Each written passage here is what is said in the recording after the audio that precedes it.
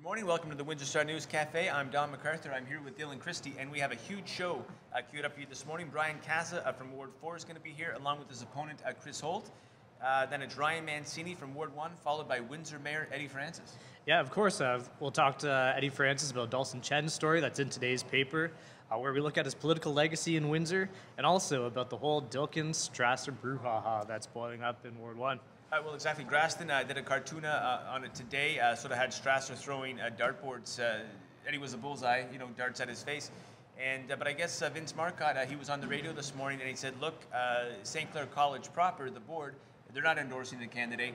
But of course, John Strasser, he came out and he very clearly has endorsed John Milson. So we'll ask Eddie about that. Yeah, no, they've really worked to separate themselves from the church and state. It's Strasser as a citizen, not as the college president. So stay tuned for that. We'll also be talking to Matt Marchand of the Windsor-Essex Regional Chamber of Commerce about a debate they have next week where they'll be talking to the three mayoral candidates in Windsor.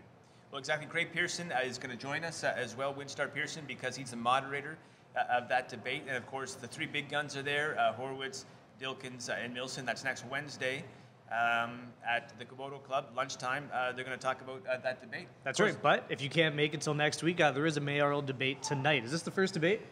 The first, mayoral debate of the campaign is tonight by sponsored by the Windsor branch of the Canadian Federation of University Women. Absolutely.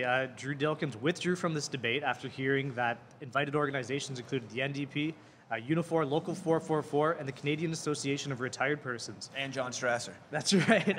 CTV's Kristy Bazare is moderating that debate, and it'll start at 7 p.m. at the Komodo Club. Exactly. And, of course, we're hosting our own debate here in the Windsor Star News Cafe on October the 14th. That's the Tuesday after Thanksgiving. It's going to be a lunchtime debate. And, again, we used our news judgment to call the list down to three, same as the chamber. We got those three big guns. They're going to be here unless, of course, another candidate kind of, pokes her head up and, earns her bones. Not yet, it hasn't happened, so we're just at three, but we're not against four. Someone can make their case. Still waiting for that dark horse candidate to kind of rear his head, or her head.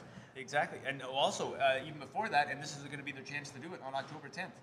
That's right. Hack Forge will be hosting a debate here from 8 to 10 that Friday night, and they've invited all candidates. We'll be here, so make sure you check that out. Yeah, that thing could be a free-for-all. A lot of fun Friday night from 8 to 10. The Windsor Star News Cafe, we do serve beer, we do serve wine. That's right.